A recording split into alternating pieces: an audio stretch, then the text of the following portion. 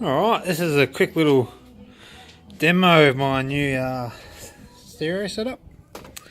So, it's got the 4 gauge wiring, it covers up nice and neat. That's the fuse there, so it looks all nice and neat, nothing too silly.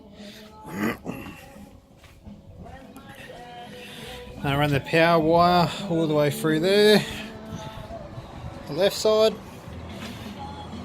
and then I use for the RCAs the 2 rear speakers. Just converted it.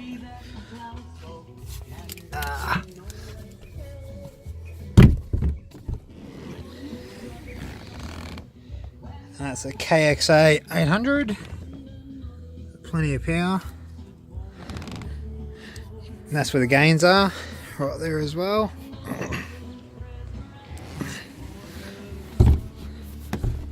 Nice and neat. I'll lift the seat up. Yeah. Then I'm running a 2-ohm comp, what is it? RT kicker 10-inch. Yeah, I wanted to run a 12, but couldn't seem to get one to fit. It's got plenty of power for the size of the car anyway. Yeah.